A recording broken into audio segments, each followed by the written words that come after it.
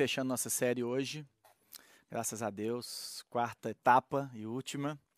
E eu queria trazer algumas coisas bem práticas assim para a gente fechar em cima dos 3 temas que nós conversamos, para que nós pudéssemos assim desenvolver, né, isso que a gente tem falado ao longo da série toda, que é esse pensamento de você estar se tornando a pessoa certa, né?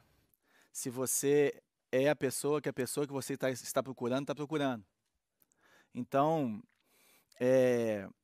a gente chega nessa parte final e passamos por várias partes sobre a parte do mito da pessoa certa, né, que fala exatamente desse processo de se tornar a pessoa certa e não de ficar esperando que um dia você vai encontrar com a pessoa certa e num passe de mágica tudo vai dar certo e o príncipe chega, mas isso é para quem pensa como menino, age como menino, como Paulo fala em 1 Coríntios no capítulo 13, versículo 11. E que nós temos que amadurecer, agir como, né, e pensar e agir como homens ou como mulheres ou como pessoas maduras, que é o que ele quer dizer ali, pessoas que entendem que a vida não é um conto de fadas. E aí nós passamos pela visão bíblica da mulher, falando, né, da fragilidade da mulher e também da maravilha e de como as mulheres devem se enxergar e como os homens devem enxergar as mulheres e como nós devemos praticar isso no nosso dia a dia. E falamos um pouquinho também da pornografia, que nós temos que ficar longe disso, que isso é uma escola que só traz desgraça mesmo para namoro, para sua vida de solteiro e para o seu casamento, vai trazer também, ou já está trazendo para quem é casado e está praticando isso. Então, é uma escola que a gente não quer entrar, ou se não quer sair dela rapidinho. E falamos um pouquinho sobre essa fragilidade e esse poder que existe no sexo, né? Que Deus que desenhou o sexo, Deus que deu ao homem esse impulso sexual, mas ao mesmo tempo ele colocou isso dentro de uma forma maravilhosa que se chama casamento. E falamos um pouquinho que quando nós começamos a praticar o sexo ou trabalhar essa intimidade máxima que é a relação sexual fora do casamento ou fora dessa exclusividade que o casamento traz, isso vai nos deixando mais insensíveis para ter essa intimidade verdadeira que o sexo deveria exprimir, né, que Deus colocou no homem, algo para falar assim, ó, tá aqui uma coisa que é o mais perto que você vai chegar da sua relação comigo. Que ele usa essa figura na palavra. E aí nós chegamos nessa última parte pensando o seguinte, olha, e as promessas que a gente faz? Né, durante todas as semanas, e principalmente sexta, sábado, às vezes até domingo, tá cheio de pessoa casando. Talvez você tenha um casamento, eu mesmo tenho um casamento amanhã para ir. E nesses casamentos, pessoas fazem votos. E pessoas falam assim, olha, eu vou te amar na saúde, vou te amar na doença, eu vou ser fiel a você e nós vamos juntar as nossas finanças, sendo que hoje em dia tem gente que tem as contas separadas, né? E isso, quando você for casar e se você é crente, você vai passar por um curso de noivo, se o curso de noivo for bom, ele vai te ensinar a ter as finanças juntos, né? E então as pessoas começam a fazer promessas, mas eu queria que a gente pensasse o seguinte, será que essas pessoas estão preparadas para cumprir essa promessa? Obrigado. Qual que é o valor dessa promessa? Porque essas pessoas chegam ali no altar, né? Pensando assim, eu tenho uma promessa, eu faço uma promessa, e elas querem cumprir essa promessa. É muito difícil, né? 99% das pessoas que vão para o altar e vão fazer uma promessa, elas querem cumprir essa promessa. E elas vão tentar cumprir essa promessa, elas realmente têm essa vontade, mas será que elas são capazes de cumprir essas promessas que elas fazem? E a gente tem visto que na maioria dos casos isso não ocorre. Na maioria dos casos, essas promessas, elas não acontecem por quê? Porque ao longo do casamento, e às vezes a gente acha que casamento não é assim, só outras coisas que acontecem dessa forma, a gente começa a descobrir que a promessa não substitui a preparação. Da mesma forma como você fala assim, eu vou passar no vestibular, e se você não estudar, e dependendo da faculdade que você vai tentar, que hoje em dia tem faculdade que você passa sem estudar, né?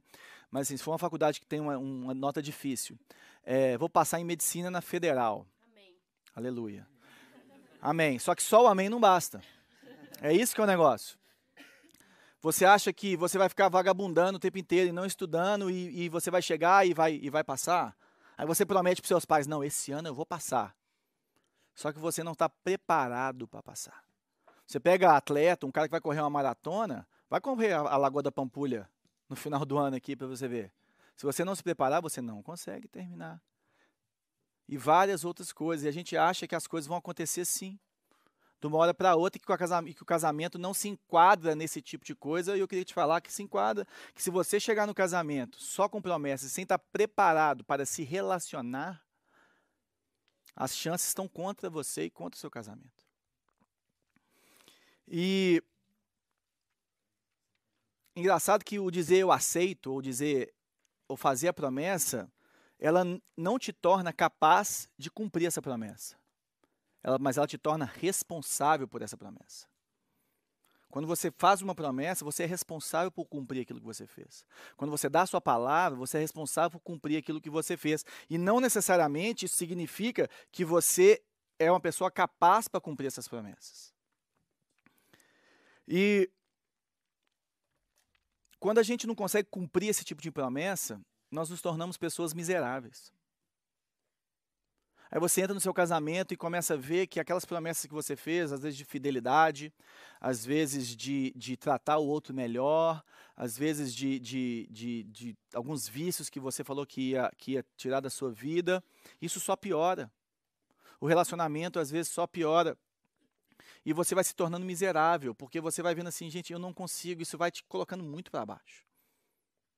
E aí não é isso que a gente quer, né? E a gente vai vendo que na nossa cultura o compromisso é muito superestimado, né? A gente tem uma coisa em volta do compromisso que parece que, assim, se a pessoa falou que ela vai fazer, se a pessoa falou que ela consegue fazer, ela vai fazer e isso não acontece. Na hora que você vai aconselhar casais, não é isso que acontece. E a mulher fica achando que aquele cara que a vida inteira foi uma pessoa que tratou ela mal e que traía ela e que não encaixava em várias coisas que ela não queria para a vida dela, ela acha que no dia que ela casar, ela vai consertar ele. E ele vai virar para ela e falar assim, meu amor, com você eu vou conseguir. Agora, na maioria dos casos, isso não acontece. Na maioria das vezes, isso não acontece. E a gente começa a ter problemas assim no casamento e as pessoas começam a ser cobradas por esses tipos de compromisso. Aí você fala assim, aí você vai aconselhar um casal, aí você fala assim, não, mas ele prometeu para mim que ia mudar e não mudou. Mas ele prometeu para mim que ia sair da dívida e não saiu. Mas ele prometeu para mim que não ia jogar bola 3 vezes por semana e ele não para em casa. Mas ela prometeu para mim que a mãe dela não ia lá em casa todo dia. Aleluia! Né? Deixa chegar o filho que você vai dar glória a Deus pela sogra, meu irmão. E várias outras promessas que a gente tem e que a gente recebe, e aí na hora de aconselhar, o que acontece? A pessoa ela não consegue cumprir essas promessas, ela não consegue cumprir a própria palavra. E compromissos que não são cumpridos ou que não podem ser cumpridos, eles são inúteis. Já parou para pensar nisso? A pessoa que te dá uma palavra que ela não consegue cumprir, ela fala assim, agora eu vou chegar todas as vezes na hora. E não é uma indireta. E ela não chega na hora. É inútil. Sabe aquela que você fala assim, oh, cara, não precisa falar mais nada comigo, não, que eu sei que você não vai chegar. Sabe, eu vou aprender a viver com você desse jeito. Né? E eu estou dando um exemplo bobo. Mas aí a pessoa, são vários compromissos que nós vamos assumindo e que nós começamos a assumir, não só na nossa vida, mas como nós estamos falando de relacionamento, nos nossos relacionamentos. Não, eu vou te respeitar quando a gente casar. Eu vou trabalhar menos. Ou eu vou trabalhar mais. Eu vou deixar de ser um vagabundo e ficar jogando videogame o dia inteiro. Né? Gente, essa é a hora que os casais olham fixos para mim e não falam nada. Para não rolar uma intriga, entendeu? Você ficar quieto, assim, ó. De bobs, Agora, é interessante que você entendendo isso, você tendo essa maturidade, você começa a entender que agora é o melhor momento para você se preparar para isso. O momento não é quando aconteceu o problema, o momento é agora. O momento é que nós não podemos deixar para depois do casamento começarmos a trabalhar as coisas da nossa vida que nós precisamos trabalhar. A gente volta para aquele negócio de estar preparado, a gente volta para aquela situação de olharmos para nós mesmos e começarmos a ter uma crítica em relação à nossa pessoa mesmo, para saber, poxa, aonde eu preciso crescer, em que eu preciso crescer, o que eu preciso fazer. Quando nós falamos sobre sexo, eu terminei falando o seguinte: você tem que definir de antemão o que você não vai fazer com o seu corpo e o que você vai fazer com o seu corpo para quando chegar a situação você fazer ou não fazer. Se você não souber, na hora você pode acabar fazendo sem saber. Você precisa se informar, você precisa de pensar, você precisa de meditar sobre isso. E quando a gente chega nessa situação de casamento, é da mesma forma. Sabe? Nós começamos a ter alguns conflitos de valores. Por exemplo, quando você começa a se preparar para se tornar a pessoa certa, uma coisa legal acontece com você. Você começa a ficar extremamente intolerante com as pessoas que estão despreparadas. Não é verdade? Você começa a não ver graça, você começa a falar assim, não é isso que eu estou querendo. Não, mas peraí, não é esse tipo. E o pessoal que faz lista, nós falamos um pouquinho da lista, né? A lista não coloca só atributos físicos, não. Coloca quem a pessoa é. É um homem de caráter, um homem que é homem de verdade. Não no sentido só da masculinidade mesmo, não. Mas um homem que assume as suas responsabilidades. Quero um homem que entenda o que é a mulher, não só me respeite, mas respeite todas as mulheres que estão na vida dele. Por que você não começa a colocar isso? Um homem que ame ao Senhor mais do que a mim. Um homem trabalhador, esforçado. Sabe? Porque a gente começa lá, você casa com um príncipe encantado, um vagabundo. O que adianta? Uma mulher, sabe, que edifica, uma mulher que sabe conversar, uma mulher que sabe se controlar, que é moderada, uma mulher de oração, uma mulher que conhece o Senhor, uma mulher que tem fome e sede pela palavra do Senhor, uma mulher que ama servir o Senhor. Sabe, isso são valores que nós devemos buscar. Isso são valores que nós devemos começar a procurar nessa pessoa, porque senão nós vamos ter esse conflito de interesse, de estilo de vida, e isso é ótimo. É ótimo. Quando você começa a se tornar a pessoa certa, você começa a ficar intolerante e falar assim, não, esse tipo aqui não precisa nem ter meu WhatsApp. Esse aqui eu nem respondo. Eu queria que nós começássemos aqui agora com a palavra, Provérbios capítulo 14. O homem mais sábio que já existiu lá no Antigo Testamento, o tal do Salomão, escreveu isso aqui e ele fala um pouquinho sobre isso. Provérbios 14, versículo 8. Está escrito o seguinte: a sabedoria do homem prudente é discernir o seu caminho, mas a insensatez dos tolos é enganosa. Olha que interessante. A sabedoria do homem prudente é discernir o seu caminho, mas a insensatez dos tolos é enganosa. Olha que coisa que está aqui. Primeira palavra que eu queria te colocar aqui é prudente. O que quer dizer prudente aqui? Qual que é o sentido dessa palavra que foi traduzida para prudente aqui? E o sentido é uma pessoa que entende que a vida toda é conectada. Que tudo que você faz na sua vida tem uma conexão com o seu futuro, tem uma conexão com quem você é, tem uma conexão com o seu corpo, com a sua alma, com o seu espírito, tem uma conexão com você como um todo, né? E o que aconteceu ontem vai impactar o seu amanhã, ou seja, o seu presente vai virar o seu passado, que vai impactar o seu futuro. Isso é uma pessoa prudente, uma pessoa que sabe e que entende que a vida é conectada, que não adianta eu fazer uma coisa agora e amanhã eu sou outra pessoa, não, que isso não existe. Isso não existe.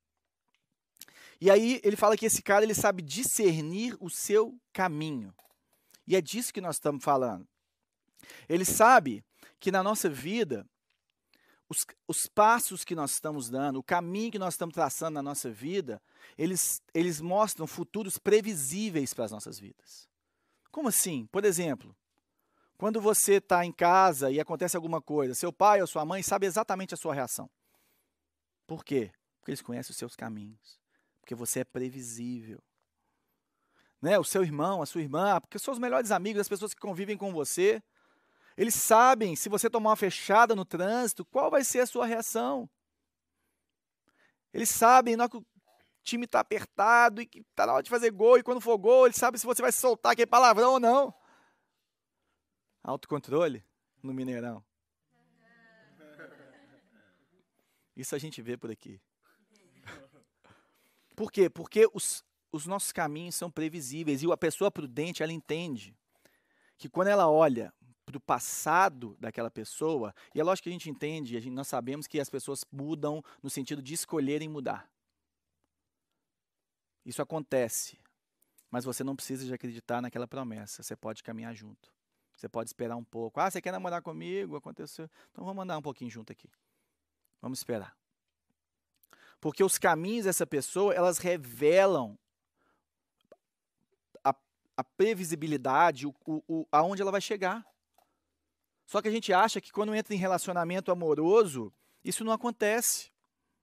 E enquanto o prudente analisa os seus caminhos, ou seja, analisa a sua vida, analisa os próprios e o do outro, da pessoa que está chegando para ele, o que acontece com o insensato?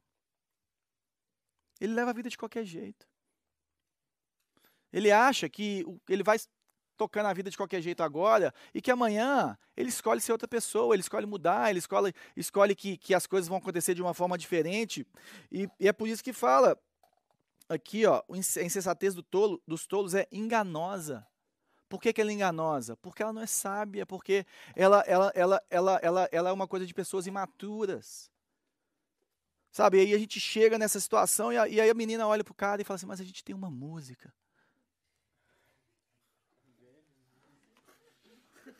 Você não tem noção quando toca aquela música.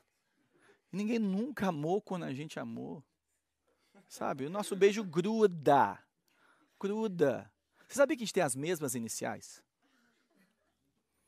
Sabia que quando eu conheci ele tinha parado o carro do lado do meu carro? Cara.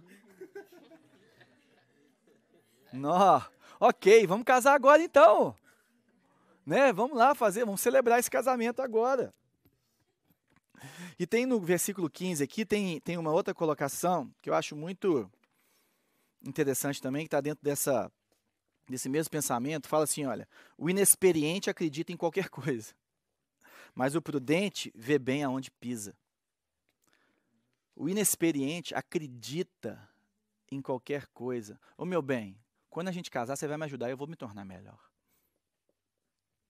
Eu te amo tanto, mais tanto, mais tanto, mais tanto, mais tanto, que eu vou mudar. É só a gente casar, me dá só mais essa chance. 700 vezes eu errei com você, mas é porque eu não estava bem, sabe? Mas agora eu vou, sabe por quê? Porque eu só preciso de você. E no dia que a gente casar, vai ser tudo mudado, sabe por quê? Porque vai derramar um óleo diferente sobre a nossa cabeça e as coisas vão mudar. Meu filho, pelo amor de Deus. Pelo amor de Deus. Essa frase, no final tudo vai dar certo, é a frase que eu mais odeio.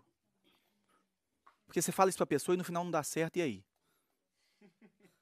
Tá cheio de gente por aí, eu não vou entrar nesse assunto também não. Não vou entrar nesse assunto.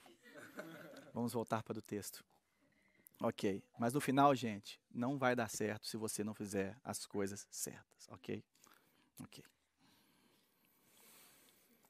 Quando você...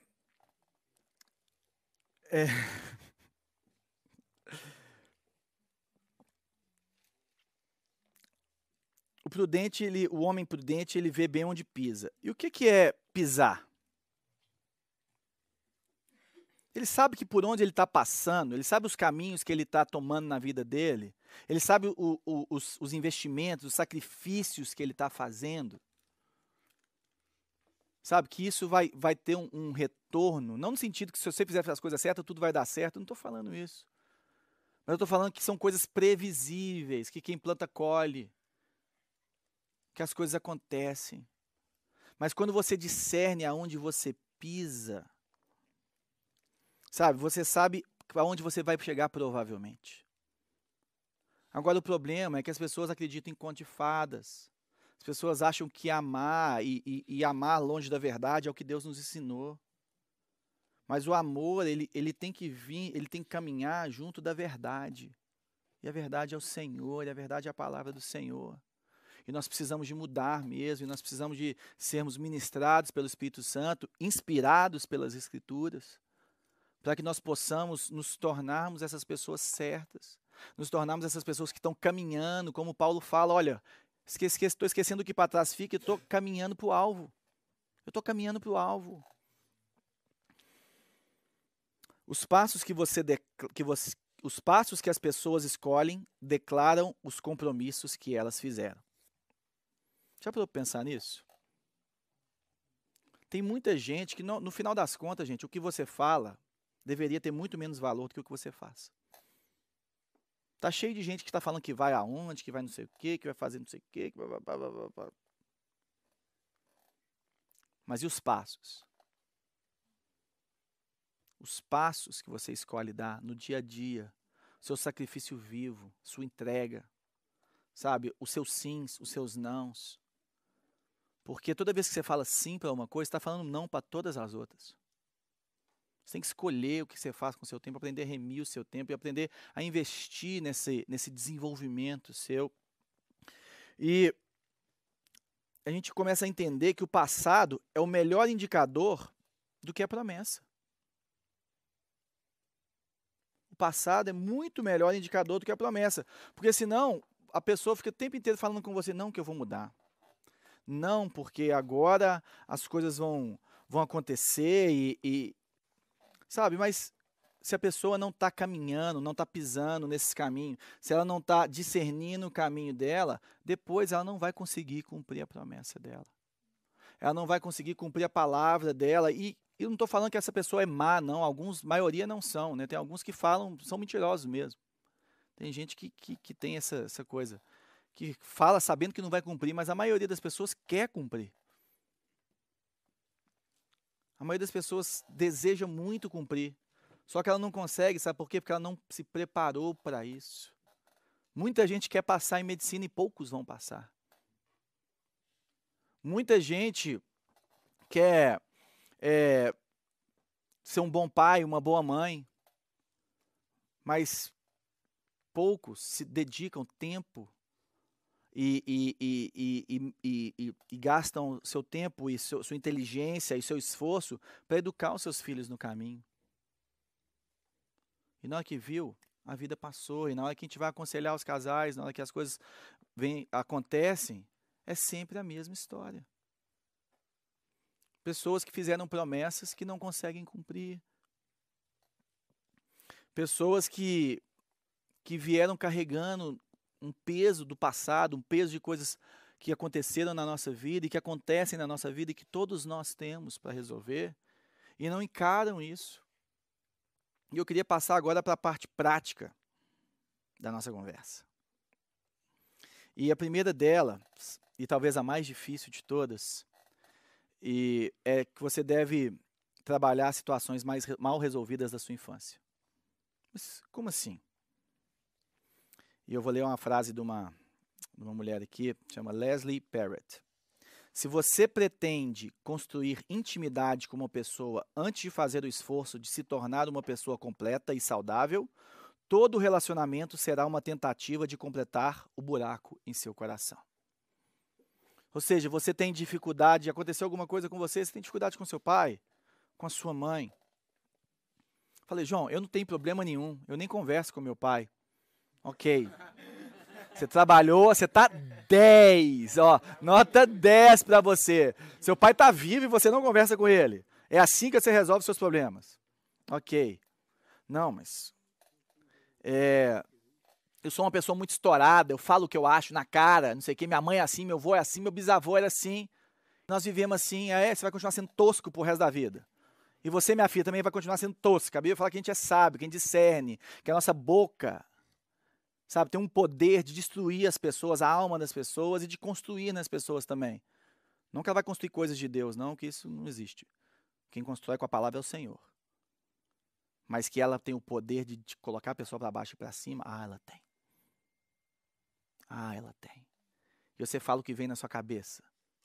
E quando você está de TPM, sai da minha frente que eu vou morder um mesmo, se não morder um chocolate na frente primeiro. Sabe, nós precisamos de resolver essas situações. E todo mundo sabe onde aperta o sapato. Todo mundo sabe onde acontecem essas coisas, nós precisamos trabalhar, coisas da nossa infância, problemas de relacionamento, problemas de situações que aconteceram com a gente e que foram deixando marcas. E aí você acha que na hora que você chegar no casamento, tudo vai mudar e tudo vai acontecer. Não vai mudar, gente. Você vai repetir aquele mesmo passo. Você vai repetir a mesma coisa. E muitas vezes a gente vê isso aí. Nossa, eu odeio isso no meu pai. Não é que eu vejo que estou fazendo igualzinho ele. Eu odeio isso na minha mãe, estou fazendo igualzinho a ela. Por quê? Porque nós fomos condicionados a ser desse jeito. Aí, de repente, chega no relacionamento, de repente o cara fala assim, o que aconteceu que vocês estão em crise? Aí a menina fala assim, mas eu só pedi para a gente sair 5 minutos mais cedo. Só que 5 minutos mais cedo, lembra o cara de uma coisa que vai trazer um gatilho de um outro negócio e que, pá, virou uma guerra dentro de casa. Mas eu só falei com você que eu precisava de R$10. Mas eu só te pedi para não ir no jogo hoje. Mas eu só falei que você não está tendo tempo com os nossos filhos. Mas eu só pedi para você ficar um pouquinho mais comigo. E virou essa bagunça. O que é isso? Você não confia em mim? Aí você passou por vários relacionamentos que deram errado na sua vida, e você casa, e você vai trazer aquela carga toda do que os outros fizeram com você para aquele relacionamento. Vai dar certo. No final dá tudo certo. Né? Sabe quem que se contenta com qualquer coisa? É quem não sabe para onde quer ir. Quem se contenta com qualquer coisa é quem não sabe para onde está indo. A pessoa que sabe para onde está indo, a pessoa que entende, a pessoa que discerne, por mais que você tenha seus planos e coloque isso diante do Senhor, o Senhor muda, mas você sabe para onde você está indo. Você sabe que o Senhor que tirou aquele passo, agora quem sabe aquilo, não se contenta com qualquer coisa. Dá tudo certo para aquela pessoa que está deixando a vida levar. Agora, aquela pessoa que sabe que tem que resolver situações, aquela pessoa que sabe que tem que se esforçar, aquela pessoa que sabe que existem situações na sua vida que você vai carregar para o seu casamento, isso não vai ser resolvido, e que você precisava de resolver isso antes para poder ter um relacionamento saudável com essa pessoa. Sabe, isso é para fazer agora. Nós temos que trabalhar essas situações mal resolvidas na nossa vida. E eu queria falar uma coisa para os homens antes de falar para as meninas. Veja a parte 2 da nossa série. Agora vamos para as meninas. Vê a parte 2, nós já falamos tudo para eles, não precisa falar nada. Só vou ver de novo e ver de novo, tá? Meninas, não se vistam como uma commodity. Meninas, não se vistam como uma commodity. Você sabia que a pessoa que se veste ou se é deixada tratar como uma commodity no namoro, você acha que na hora que você casar o cara vai te tratar como? Você ficou o namoro inteiro deixando o cara te tratar como um objeto. Ele olha para você e vê um sanduíche, né? Ele olha para você e vê algo assim, algo tangível, né? Tocável, apalpável. Aí de uma hora para outra ele casa com você, ele vai te tratar de outra forma. É isso que você espera.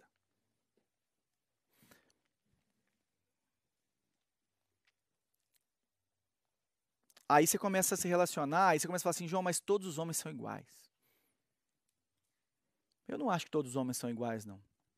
Eu acho que talvez todos os últimos 10 homens que você namorou, eles são iguais. Eu acho que você, talvez, que se veste como uma commodity, ou se deixa ser tratado por uma commodity, todos os homens que entram na sua vida e que você se relaciona são iguais mesmo. Mas nem todos os homens são iguais. Você pegar os últimos relacionamentos que você teve, as últimas situações para o pessoal que já namorou bastante, e fala assim, não, mas tudo aconteceu igual. Aí você pega, tive 5 relacionamentos. Então vamos ver, você e um cara, você e outro cara, você e outro cara, você e outro cara, você e outro cara. O que é comum, um denominador comum aqui nesses 5 relacionamentos? É você. Então tem alguma coisa em você que precisa ser mudada também, ok? Então nós precisamos de entender que o pescador, ele escolhe a isca dele, você sabe como? Você sabe como um pescador escolhe a isca que ele vai colocar no anzol dele? E às vezes até a vara com o peixe que ele quer pegar. Ele determina a isca pelo peixe que ele quer pegar. E como que você está pescando os homens na sua vida?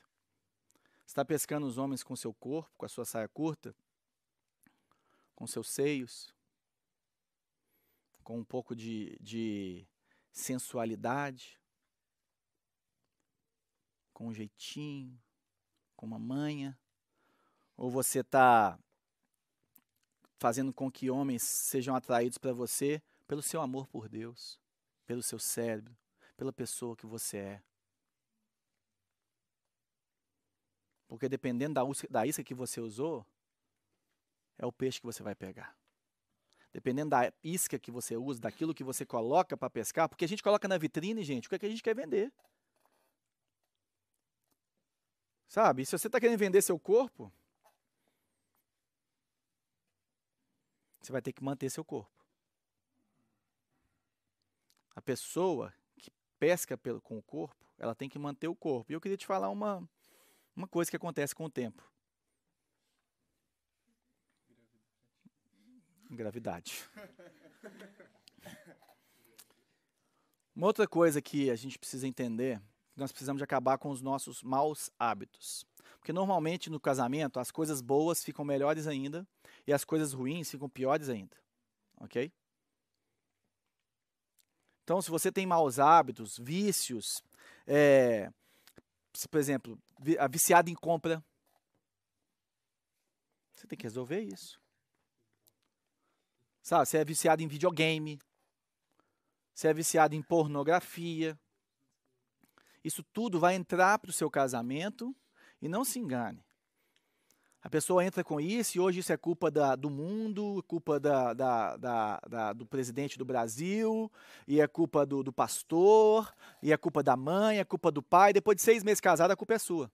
É impressionante a criatividade que esse pessoal viciado tem, de colocar a culpa em alguém e não ter a culpa. Porque a pessoa que carrega a própria culpa, ela resolve.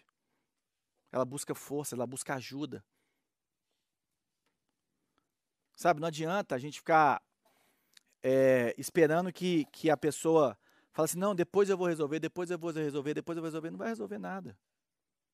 Nós vamos encarar os nossos desafios, encarar os nossos problemas de cara, de frente. Sabe, as meninas que querem parar de ser tratadas como uma commodity, ela tem que levantar para isso e falar assim, ó, a partir de agora acabou. Acabou, meu filho. A partir de agora é um outro caminho, um outro tempo na minha vida que começa hoje. Sabe, nós temos que entender também essa situação de dívida também. Eu sei que muitas vezes as pessoas que estão meio longe dessa situação, mas, por exemplo, você está endividado, se você casar endividado, a chance dessa dívida não ser paga durante o seu casamento é maior ainda do que com você solteiro. Ok? Então, se você sabe que o seu noivo, o seu namorado está endividado, sabe o que vocês podem fazer? Você fala para ele assim, olha, muito bem, no dia que você pagar a sua dívida, a gente casa. Ah, você vai ver, se ele te amar de verdade. Ah, mas esse cara vai... Gente, vai comer menos. A balança dele vai pesar menos. Vai vender docinho na igreja. Tem que ver a criatividade que essa pessoa tem para poder resolver. Agora, se deixar para depois, sabe por quê? Porque dívida é mau hábito. Existem situações extremas que a dívida acontece por uma situação que vem. Mas na maioria das vezes ela vem de maus hábitos. E essa pessoa está levando maus hábitos para o casamento, ou você está levando esse mau hábito para dentro do seu casamento. E a bomba vai estourar. E um dos principais problemas de divórcio é dinheiro.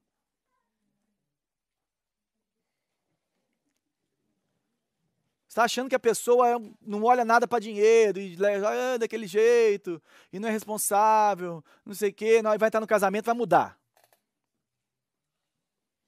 Acontece, mas o percentual é baixo. O percentual é baixo. É muito melhor você falar assim, então tá, então vamos junto trabalhar isso aí. Vamos melhorar essa situação. Outra coisa, postergue o componente físico do seu namoro o máximo que você puder. E eu não estou falando só de sexo aqui, não. Estou falando de tudo físico que envolve o relacionamento físico, você pode postergar ao máximo que você puder. Porque eu desconheço uma pessoa que falou que a parte física foi tarde demais. Não, a gente demorou demais para para poder fazer isso, acabou com o nosso relacionamento. Agora, 1 zilhão de pessoas que a gente conhece que fala assim, a parte física começou cedo demais e acabou com o nosso relacionamento. Sabe, esse contrário é verdadeiro e isso traz uma situação interessante que é o autocontrole. Você acha que a pessoa que não tem autocontrole antes do casamento, ela vai ter depois do casamento? Você acha? Você acha que uma pessoa que não consegue se controlar nessa parte física, que não consegue demonstrar, e isso às vezes está até em traição, está em pornografia, em prostituição, e depois que ela casar vai dar tudo certo. Porque você é bom demais. Sabe? Autocontrole é uma coisa que é um passo de cada vez. A pessoa que é viciada em pornografia, a pessoa que é viciada em sexo, a pessoa que é viciada em namorar, em conquistar, né? Que tem aquela pessoa que gosta desse momento da conquista. Isso é um preparo que ela tem que ir fazendo nela, na mente dela, uma entrega ao Espírito Santo de Deus, aconselhamento. É como se fosse sair de alcoolismo, se não é pior. É como se fosse largar as drogas. Ou você acha que um cara que é cachaceiro a casar com você vai parar de ser? Não mesmo. Você acha que o seu amor é o bastante para ele parar de beber? Só na hora que você estiver rodando a baiana lá. Depois de alguns dias. Você acha que a pessoa que desconta os problemas da vida no álcool, nas drogas, na sexualidade, no mundo, num quarto fechado durante dias, você acha que essa pessoa depois que casar, ou você acha que o casamento traz mais responsabilidades para a vida dessa pessoa, que ela não vai conseguir lidar com isso? Não seria mais prudente que essa pessoa ajeitasse esses caminhos? Sabe por quê, gente? Depois que isso acontece, depois que você casou, você vai gastar dinheiro com psicólogo. Você vai gastar tempo de aconselhamento pastoral. Sabe? E vai ser, sabe, é muito mais difícil. É muito mais difícil. O casamento em si já tem muita coisa para ser regulado. O casamento em si já tem muitas situações para que nós possamos vivenciar. E o casamento é uma bênção. Nós estamos conversando aqui há 4 sextas-feiras para falar para você que o casamento é uma bênção, que nós acreditamos no casamento, sabe? O casamento é bom demais, é uma coisa, foi instituído por Deus, que a sexualidade nossa deve ser vivida dentro do casamento de forma sadia, que foi Deus que fez, que é maravilhoso. Sabe? Mas que nós precisamos nos preparar para isso. Nós precisamos amadurecer para que isso aconteça. Nós não podemos entrar como criança num casamento. Nós precisamos entender que os nossos caminhos mostram uma previsão de onde nós vamos chegar. E os caminhos daquele que está chegando perto da gente também. Morar junto, gente, de jeito nenhum. Você sabia que é uma pessoa que já morou junto com mais de 4 pessoas, a chance do primeiro casamento dela dar certo beira a 0? Isso é estatística, não fui eu que inventei. Pô, João, mas eu já morei com 4 pessoas, e agora?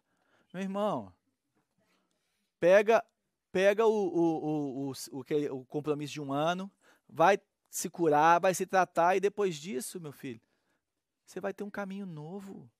Vai caminhando, vai se tratando. Deus tem um novo tempo para a sua vida. Agora, não acha que é do dia para a noite, não. Do dia para a noite você faz a sua decisão. Você faz o seu compromisso. Sabe, agora, relacionamento, aprender a se relacionar é um processo. É um processo. Aí a gente chega numa frase que nós temos que falar, mas que é chato de falar. Não namore quem não é crente. Não namore quem não é crente. Sabe? Primeira coisa, vocês vão querer coisas completamente diferentes. Vocês vão querer coisas completamente diferentes. Sabe, a pessoa que não é crente, ela tem uma visão, uma cosmovisão, uma forma de enxergar a vida. E a pessoa que é crente tem outra visão. E essas coisas não vão se alinhar, a não ser que um pule para o lado do outro. E às vezes você não é crente e está namorando com um crente. Deixa eu falar uma coisa, se você não é crente, sinceramente, não namore com quem é crente. Sabe por quê? Porque essa pessoa vai te levar para a igreja. Ou a pessoa está aqui, ou você está aqui, ou está vendo o vídeo também, né? A gente não sabe. Se você está vendo esse vídeo, por quê? Se você não tem a intenção de se tornar crente, gente, não namora com quem é crente. Sabe por quê? Porque essa pessoa vai fazer você ir para a igreja e quando vier os filhos, ela vai querer criar seus filhos na igreja, sabe? Você vai ficar doido. Não faça isso, não faça isso. Não faça isso. E outra coisa, se você não é crente, está namorando com uma pessoa que é crente, e você está transando com essa pessoa, larga essa pessoa porque essa pessoa é hipócrita. Um crente que faz sexo fora do casamento é hipócrita. Não faça isso. Ela fala que é uma coisa que ela não é. Entendeu? Só dá um toque para os irmãos, não, para as pessoas, né? Pelo amor de Deus. Fica na sua, cara. Fica na sua. Fica na sua. E você que é crente, meu filho. Gente, não, aqui, namoro evangelístico, tá amarrado. Não namore para evangelizar, entendeu? Porque esse negócio de imposição de mãos no namoro não é a mesma coisa do imposição de mão dos presbíteros, tá? Tem gente que namora só para falar em línguas e impor as mãos. Tá? Então, por favor, me escuta. Não namore quem não é crente. Se dentro da igreja já está difícil, gente. Vocês vão querer caminhos completamente diferentes. Ok? Outra coisa. Se envolva na igreja. Como assim se envolva na igreja?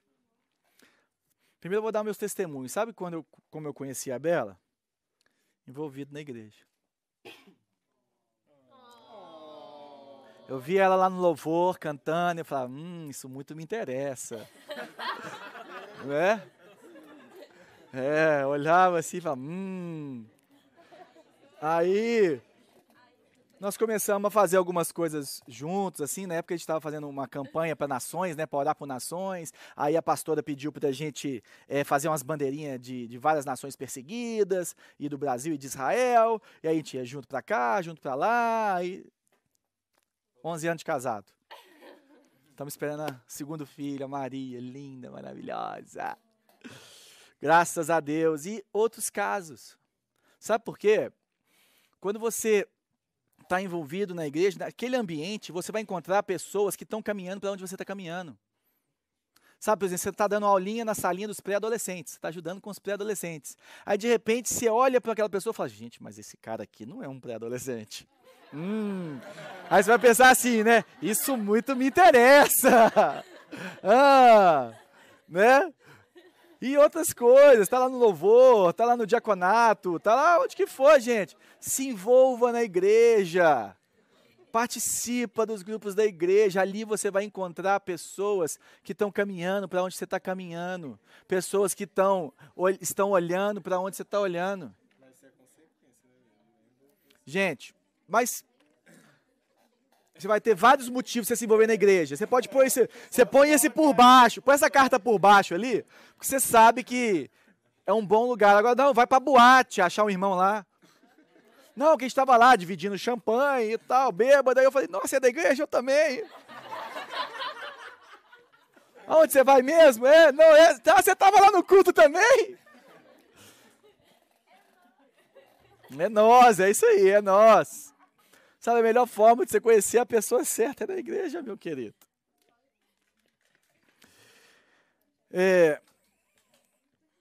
E a minha oração é que na hora certa, no tempo de Deus, você se apaixone por uma pessoa que está preparada. Uma pessoa que está preparada para se relacionar com você. Uma pessoa que está preparada para te respeitar. Uma pessoa que está preparada para te amar. Uma pessoa que está completa, que entra no relacionamento completa, cheia. Porque a pessoa que chega no relacionamento faltando pedaço, ela vai procurar esse outro pedaço em você. E isso vai acabar com as suas energias e vai acabar com o seu relacionamento. Sabe, a minha oração é para que você chegue nesse ponto. para que você comece a trabalhar em você, através da palavra, através da comunhão dos irmãos, através do poder do Espírito, através de aconselhamento, sabe, para que você realmente comece a dar cada dia o seu passo, esperando no Senhor, porque o Senhor sabe de todas as coisas. O Senhor é soberano. Quantas pessoas falam, não, mas na minha igreja não tem ninguém. Eu olho para o lado, ou está casado ou é criança. E as poucas coisas que tem à disposição, gente, sinceramente, não dá. O Senhor é soberano. Na hora certa, a vontade dele vai se cumprir. E vamos lembrar, né, que esperar no Senhor realmente é alguma coisa difícil. E nós falamos isso no sábado passado. Se você quiser, você pode procurar no nosso podcast, A Bênção de Ser Solteiro. E a gente falou um pouquinho disso. Que uma das melhores respostas que você pode escutar de Deus é espere. Nem um sim, nem um não. E sim um espere. Porque enquanto você espera, Deus está moldando o seu caráter. Enquanto você espera, Deus está trabalhando na sua vida. Foi isso que ele fez com Abraão. Até ele levar Isaac. Ele foi trabalhando na vida dele. Então, se você está recebendo um espere de Deus, confia nele. E aproveita esse momento. A vida do solteiro, do solteiro crente, não é em busca de um casamento, não. É uma vida completa, é uma vida de alguém que tem tempo para se entregar para o Senhor, para se dedicar para o Senhor completamente. É isso que está escrito em 1 Coríntios, no capítulo 7. A vida dele é para glorificar a Deus em tudo. Agora, aquele que é casado, ele tem que se preocupar com as coisas desse mundo. Então, vai se preparando. Eu oro para que você possa se tornar essa pessoa certa mesmo. Amém? Vamos orar? Senhor, muito obrigado por essa noite. Muito obrigado por esses 4 encontros, Senhor. Que eles possam realmente frutificar nas nossas vidas, nas vidas daqueles que tirarem um tempinho para assistirem essas palavras no YouTube, ou também escutar no podcast, ou passar isso de alguma forma, Senhor. A palavra é sua, Senhor. É o Senhor que fala, é o Senhor que faz. Eu oro para que todos nós possamos realmente entender esse caminho que o prudente escolhe, que o prudente anda, que ele olha onde pisa, para que não sejamos insensatos, Senhor.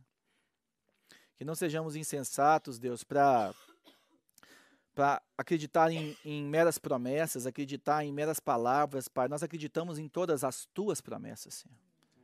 Porque o Senhor não falha. O Senhor é verdadeiro, o Senhor não muda. E a Tua vontade é boa, perfeita e agradável, Senhor. Nós acreditamos sim na palavra dos nossos irmãos, mas nós somos prudentes, como a Tua palavra nos ensina, e olhamos os passos, Deus. Eu oro para que daqui saiam casamentos saudáveis, daqui saiam pessoas que estão caminhando, Pai, para se tornarem essa pessoa certa, né, essa pessoa preparada. Pai, nós sabemos que ninguém nunca está preparado completamente para nada, e eu tenho certeza disso, e que não fica esse legalismo no nosso meio. Que, pelo contrário, as pessoas só entendam que elas vão caminhando, Senhor, e escolhendo, e dando cada passo a cada dia, Deus. Em nome de Jesus, Pai, muito obrigado por essas 4 sextas. Amém.